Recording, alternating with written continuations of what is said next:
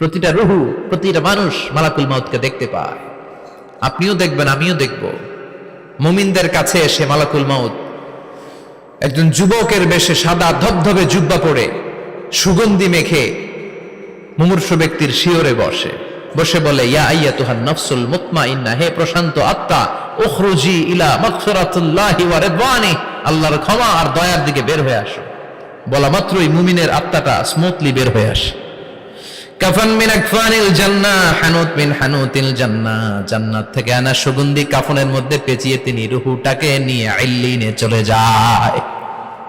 সরাসরি দেখে মালাকুল মাউতকে।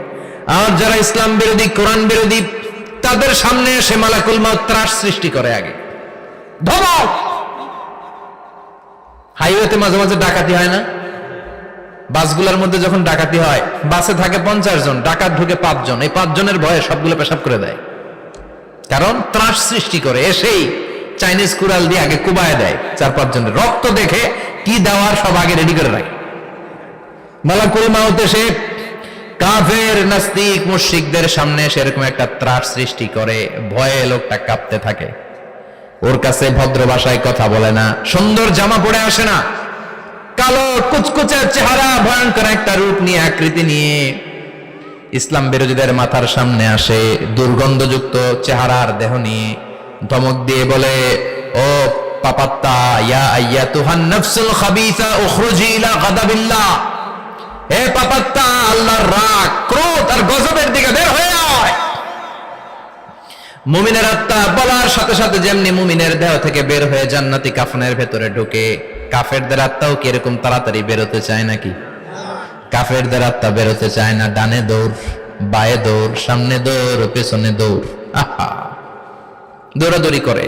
মালাকুল মাউত এটাকে টেনে হিচড়ে, একটা জীবিত ছাগলকে জবাই না করে তার চামড়া উল্টার দিকে টেনে হিচড়ে বের করলে ছাগলটা যত কষ্ট পায়, এর চেয়ে কমসে কম 70 গুণ বেশি কষ্ট দিয়ে কাফের, মুশরিক আর গাদ্দারদের রূহ কবজ করা হয়। আল্লাহ, এই পরিস্থিতি থেকে তুমি আমাদের বাঁচাও। মুমিনদের রূহ যেমনি কবজ হয়, ওইভাবে রূহ কবজের ব্যবস্থা করে দিও। ঈমানের মৃত্যু নসিব করে দিও, শাহিদি মৃত্যু নসিব করে দিও। আমাকে শহীদ করে সেই মিছিলে শামিল করে নিও, যে মিছিলের নেতা মীর হামজা, খোবায়েবে খাব্বাব, আল্লাহর কাছে ছিল অতি প্রিয়, শামিল করে নিও। আমাকে শহীদ করে সেই মিছিলে শামিল করে নিও। পড়েন আমিন। আরো জোরে পড়েন আমিন। তার মানে বিমান দুর্ঘটনায় হোক, কিংবা লঞ্চ ডুবিতে হোক, কিংবা আগুনে পড়ে হোক, কিংবা আত্মঘাতী হামলায় হোক, যে যেখানেই মারা যায়, কবরের 3টা প্রশ্ন তার জন্য আছে না নাই? ইসলাম বিরোধীদের জন্য প্রশ্ন 3টা, আপনারা যারা মুমিন তাদের জন্য 4টা। আপনাদের জন্য একটা বেশি, আলহামদুলিল্লাহ। কোন কবরে এসে প্রথম প্রশ্ন করবে, মুনকার নাকির যখন চলে আসবে, 40 কদম যখন আত্মীয় স্বজনরা লাশটাকে কবরের মধ্যে দিয়ে 40 কদম চলে যায়, তখনই ফেরেশতা চলে আসে। আহা, শেষ, সব শেষ। এসেই পরীক্ষা শুরু। মার রব্বুক, তোর রবের নাম কি? চিল্লায় বলেন, আমাদের রবের নাম কি? আমরা বলবো রব্বি আল্লাহ, আল্লাহ আমারে রব। দমে দমে তনু মনে তারি অনুভব। পড়েন, আল্লাহ আমারে রব। তোমার দুনিয়াতে আমি যেদিকে তাকাই, অথই নিয়ামতে ডুবে আছি সবাই। পাখপাখালির গানে শুনি তসবিহ কলো রব, তসবিহ কলো রব, আল্লাহ আমারে রব। প্রথম প্রশ্ন, তোমার রব কে? আমরা বলবো আমাদের রব আল্লাহ। দ্বিতীয় প্রশ্ন, ওমা দীনুক, তোমার ধর্মের নাম কি? আমরা কি বলবো? তৃতীয় প্রশ্ন, বিশ্বনবীর চেহারা দেখিয়ে বলা হবে, আতারিফু হাদার রাজুল, এই লোকটারে চিনো নাকি? আমরা বলবো চিনি, আমাদের প্রাণের নবী, ঠিক কি না? চাঁদের চেয়ে সুন্দর তুমি নবী আমার কমলিহিওয়ালা, দু জাহানের বাদশা তুমি প্যারা নবী সাল্লে আলা, চাঁদের চেয়ে সুন্দর তুমি নবী আমার কমলিহিওয়ালা, ঠিক কি না? তিনটা প্রশ্নের যথাযথ উত্তর যখন দিয়ে দিলেন, আপনার জন্য অতিরিক্ত আরেকটা প্রশ্ন করা হবে, ওয়ামা ইলমুক, তোমার নলেজ কি? তিনটা প্রশ্নের উত্তর যে তুমি করতে পারলা, কিভাবে পারলা, কেমনে জানলা? নকল করে বলছো নাকি জেনে বুঝে আসছো? নকল হয় না? এখন তো পরীক্ষা চলতেছে বোধহয়। কি পরীক্ষা? এসএসসি পরীক্ষা। নকল হয়? কৃষ্ণপুরে নকল নাই না? এখন মনে হয় এগুলো একটু কমছে। একটা সময় ছিল অনেক নকল হইতো। পাঞ্জাবের ভিতরে নকল, পকেটে নকল, টুপির ভিতরে নকল, মৌজার ভিতরেও নকল, এমনকি মেয়েরাও নকল করে পরীক্ষার হলে আসে না নাই? স্কেলের মধ্যে লিখে নিয়ে যায়, হাতের মধ্যে লিখে নিয়ে যায়, ওড়নায় লিখে নিয়ে যায়, কাপড়ে লিখে নিয়ে যায়, আসে না নাই? ফেরেশতারা বলবে নকল করছো নাকি? কেমনে জানলা? তিনটা প্রশ্নের উত্তর তুমি কেমনে বললা? আল্লাহ তোমার রব, ইসলাম তোমার ধর্ম, এই লোকটা বিশ্বনবী, কেমনে চিনলা? আপনাকে তখন বলতে হবে আমি কোরআন থেকে শিখেছি, আমি হাদিস থেকে শিখেছি, আমি ইসলাম জেনে বুঝে মেনেছি, আমি আন্দাজে কোথাও ঘুরি নাই। চিল্লায় এখন ঠিক কিনা? আপনাকে বলতে হবে। এজন্য শিখতে হবে, প্রতিনিয়ত ইসলাম সম্পর্কে জানতে হবে, আখের গোছাতে হবে, জীবনটাকে আলোকিত করতে হবে। চিল্লায় বলেন ঠিক কিনা? চারটা প্রশ্নই যখন হয়ে গেল, ফেরেশতারা বলবে আহলান ওয়া সাহলান ওয়া মারহাবান বিক, খোশামদেদ, কংগ্রাচুলেশন, খোশামদেদ, কংগ্রাচুলেশন। সব প্রশ্নের উত্তর তুমি পেরেছো। ফায়ুফসাহু লাহু কবরুহু ৭০ যিরান, আপনার কবরটারে ৭০ হাত লম্বা করে দেয়া হবে। ওয়া ইফতাহু লাহু বাবুন ইলাল জান্নাহ, আপনার কবর থেকে জান্নাতের দিকে দরজা খুলে দেয়া হবে। ওয়া ইউলবাসু মিন লিবাসি আহলিল জান্নাহ, জান্নাতের দুইটা রেশমি কাপড়ের পোশাক এনে আপনারে পরিয়ে দেয়া হবে।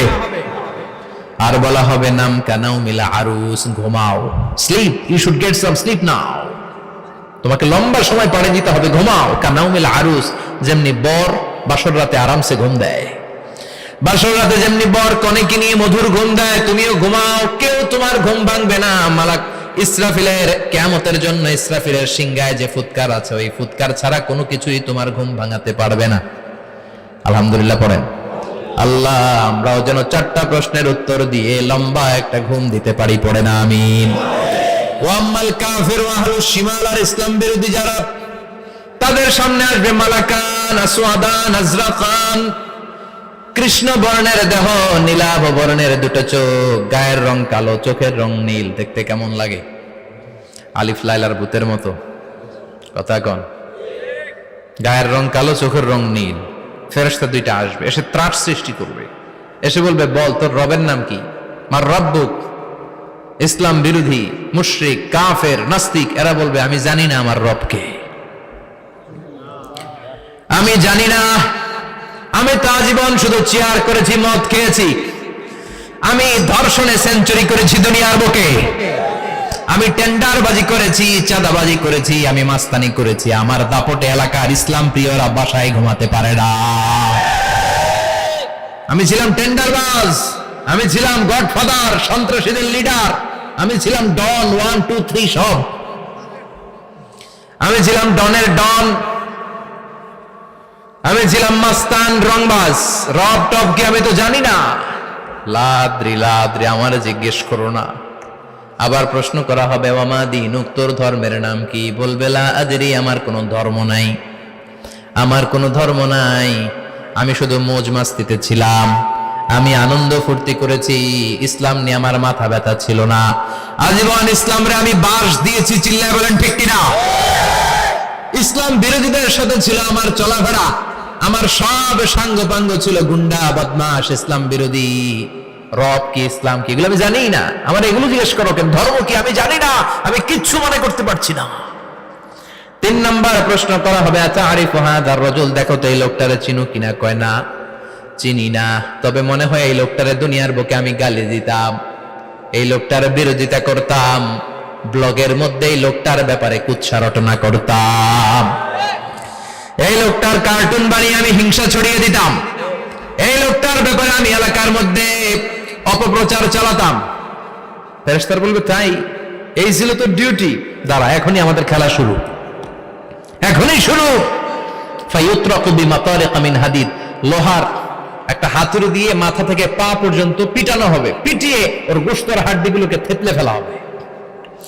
ওয়ায়ুকালু লিল আরদি ইলতাইমি, কবরের দুই পাশের মাটিরে বলা হবে এবার দুই দিক থেকে তোরা চাপ দে। চাপ দেয়া হবে, ধাক্কা ধাক্কি করেও সে সুবিধা করতে পারবে না। মাটি আস্তে আস্তে আস্তে আস্তে দেহের দুই দিকে লেগে এমন জোরে দুইটা চাপ দিবে, ফাতাখতালিফা আদলাউহু, তার ডান পাশের পাজরের হাড্ডি বাম দিকে ঢুকে যাবে, বাম দিকের হাড্ডি ডানে চলে যাবে। বিশ্বনবী বললেন এই হাতুড়ি দিয়ে পিটানোর শাস্তি, কবরের চাপ দেওয়ার শাস্তি চলতেই থাকবে হাত্তাল কিয়ামা, কিয়ামত পর্যন্ত। আল্লাহ এই কবরের শাস্তি থেকে আমাদের বাঁচাও। আমরা এই আযাব পেতে চাই না, আমরা যেন ঠিকভাবে কবরের 4টা প্রশ্নের উত্তর করে দিয়ে লম্বা ঘুম দিতে পারি। আল্লাহ তুমি তৌফিক দাও। এজন্য আল্লাহ বললেন গোলাম দুনিয়া নিয়ে পাগল হয়ে থেকো না, এই দুনিয়ার জীবন আসল জীবন নয়, আসল জীবন হলো কবরের জীবন। জোরে বলেন ঠিক কিনা? এই জন্য মাঝে মাঝে কবরে যাবেন, কবরস্থানে দাঁড়িয়ে চিন্তা করবেন এই জায়গায় আমারও আসতে হবে। দিন যাবে, রাত আসবে, বৃষ্টি হবে, শীত আসবে, কেউ আমার দেখতে আসবে না, একা থাকতে হবে। একা, বড় একা, অন্ধকার, বড়ই অন্ধকার। ওই কবরের জীবনের সামান গোছানোর দরকার আছে না নাই? ওই কবরে সুখে শান্তিতে থাকতে চাইলে নামাজ পড়ার দরকার আছে না নাই? কোরআন পড়ার দরকার আছে না নাই? ছেলে মেয়েগুলোরে মানুষের মতো মানুষ করার দরকার আছে না নাই?